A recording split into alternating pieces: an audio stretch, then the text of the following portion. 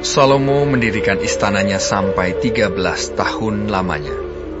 Barulah selesai seluruh istananya itu. Ia mendirikan gedung hutan Libanon, 100 hasta panjangnya dan 50 hasta lebarnya, dan 30 hasta tingginya. Disangga oleh 3 jajar tiang kayu aras dengan ganja kayu aras di atas tiang itu. Gedung itu ditutup dari atas dengan langit-langit kayu aras.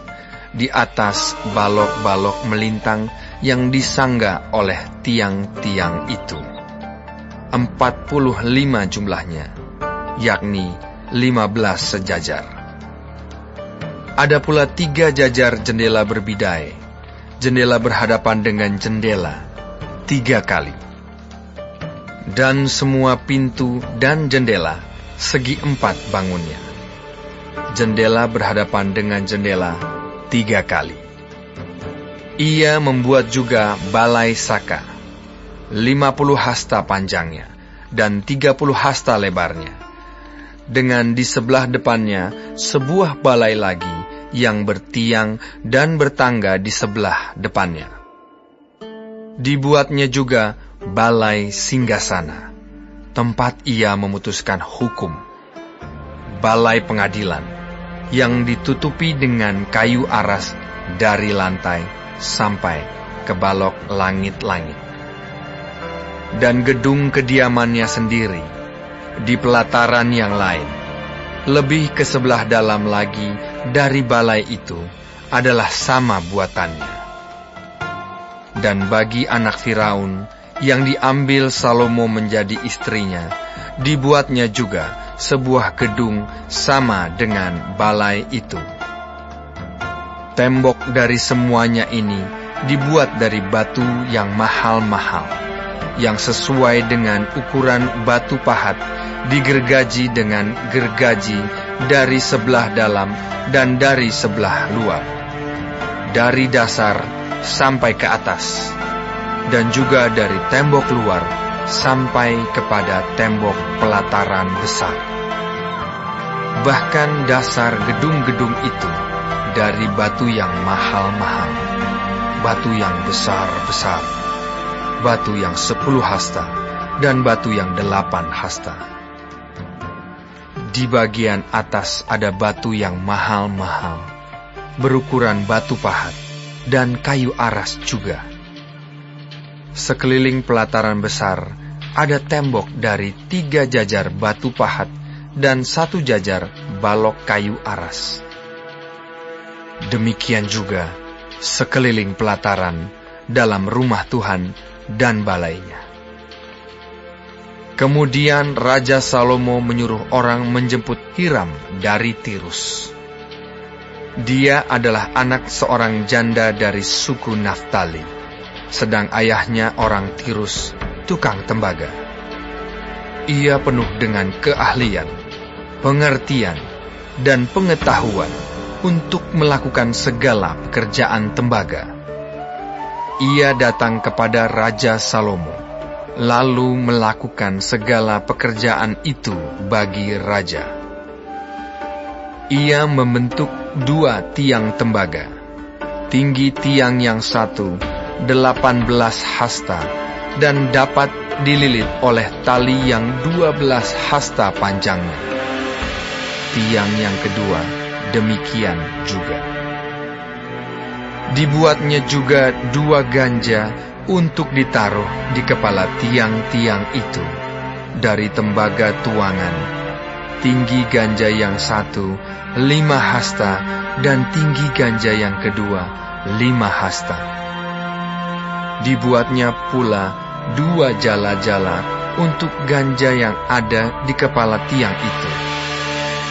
Jala-jala itu semacam kawat berpilin, semacam untaian rantai. 1 jala-jala untuk ganja yang satu, dan 1 jala-jala untuk ganja yang kedua. Kemudian dibuatnya juga buah-buah delima, 2 jajar berkeliling pada jala-jala yang satu, untuk menutupi ganja yang di ujung tiang itu, dan demikian pula dibuatnya pada ganja yang kedua.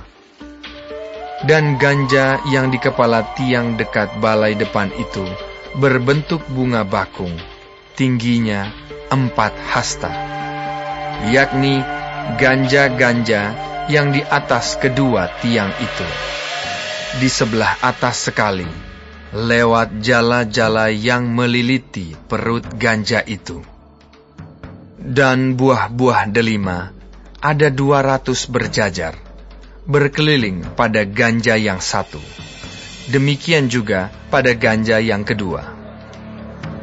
Kemudian tiang-tiang itu didirikannya dekat balai ruang besar. Ketika ia mendirikan tiang kanan, ia menamainya Yakin. Ketika ia mendirikan tiang kiri, ia menamainya Boas. Dan setelah bentukan bunga bakung itu ditaruh di kepala tiang-tiang itu, maka siaplah pekerjaan membuat tiang-tiang itu. Kemudian dibuatnyalah laut, tuangan yang 10 hasta dari tepi ke tepi, bundar keliling, 5 hasta tingginya, dan yang dapat dililit berkeliling oleh tali yang 30 hasta panjangnya. Dan di bawah tepinya ada gambar buah labu yang mengelilinginya sama sekali, 10 dalam sehasta, merangkum laut itu berkeliling. Labu itu 2 jajar, dituang setuangan dengan bejana itu. Laut itu menumpang di atas 12 lembu, 3 menghadap ke utara dan 3 menghadap ke barat, 3 menghadap ke selatan dan 3 menghadap ke timur. Laut itu menumpang di atasnya, sedang segala buntut lembu itu menuju ke dalam. Tebal laut itu setapak tangan, dan tepinya serupa tepi piala, seperti bunga bakung yang berkembang. Laut itu dapat memuat 2000 bat air. Selanjutnya, dibuatnya 10 kereta penopang dari tembaga. 1 kereta 4 hasta panjangnya, 4 hasta lebarnya, dan 3 hasta tingginya. Beginilah bentuk kereta penopang itu. Ada papan penutupnya, dan papan itu diapit oleh bingkai. Dan pada papan penutup yang diapit oleh bingkai itu ada singa, lembu, dan kerub, dan demikian juga pada bingkai itu. Di sebelah atas dan di sebelah bawah singa dan lembu itu ada karangan-karangan bunga yang tergantung.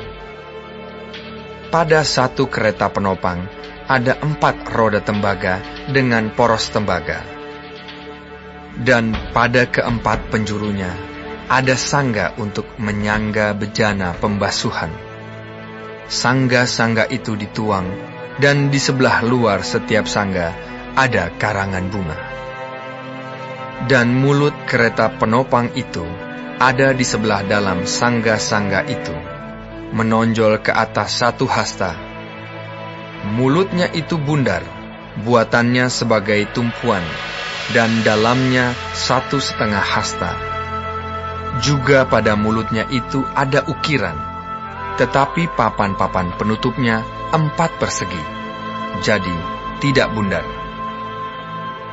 Keempat roda itu ada di bawah papan penutup, dan tangan-tangan roda itu ada pada kereta penopang itu, dan tinggi 1 roda ialah 1,5 hasta.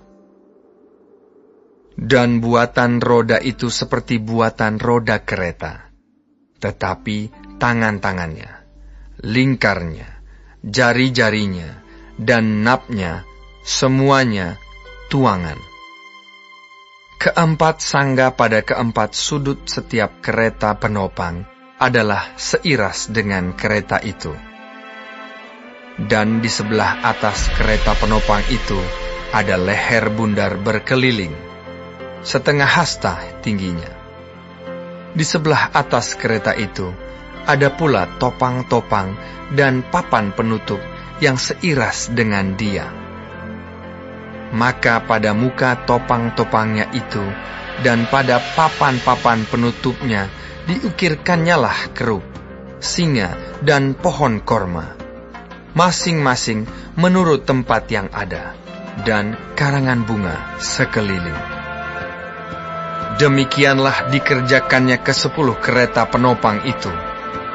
Tuangannya sama, ukurannya sama, dan potongannya sama semuanya. Lagi pula, dibuatnya 10 bejana pembasuhan dari tembaga.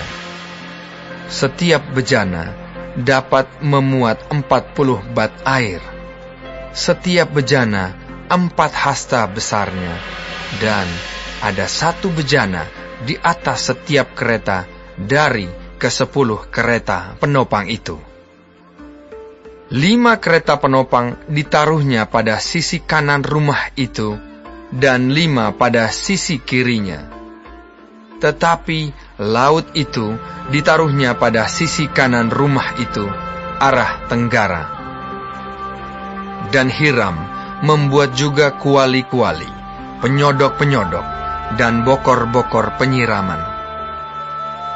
Demikianlah Hiram menyelesaikan segala pekerjaan yang harus dilakukannya bagi Raja Salomo di rumah Tuhan, yakni kedua tiang dengan kedua bulatan ganja yang di kepala tiang itu, dan kedua jala-jala yang menutup kedua bulatan ganja itu, 400 buah delima untuk kedua jala-jala itu, 2 jajar buah delima untuk 1 jala-jala, guna menutupi kedua bulatan ganja yang di atas tiang itu. Ke-10 kereta penopang, dan ke-10 bejana pembasuhan yang di atas kereta itu. Laut yang 1 itu, dan ke-12 lembu yang di bawah laut itu. Kuali-kuali, penyodok-penyodok, dan bokor-bokor penyiraman. Segala perlengkapan yang dibuat Hiram bagi Raja Salomo di rumah Tuhan itu adalah dari tembaga yang diupam. Raja menuang semuanya itu di lembah Yordan, di dalam tanah liat antara Sukot dan Sartan.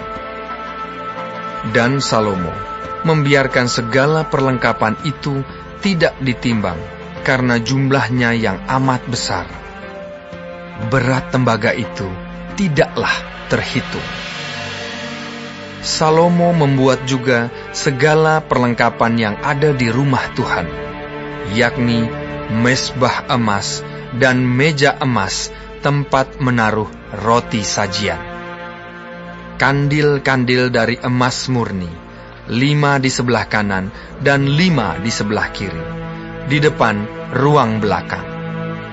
Kembang-kembangnya, lampu-lampunya, dan sepit-sepitnya dari emas. Pasu-pasunya, pisau-pisaunya, bokor-bokor penyiramannya, cawan-cawannya, dan perbaraan-perbaraannya dari emas murni. Engsel-engsel untuk pintu ruang dalam, yakni tempat maha kudus, dan engsel-engsel untuk pintu ruang besar bait suci dari emas. Maka genaplah segala pekerjaan yang dilakukan Salomo di rumah Tuhan itu. Kemudian Salomo memasukkan barang-barang kudus Daud, ayahnya, dan menaruh perak, emas, dan barang-barang itu dalam perbendaharaan rumah Tuhan.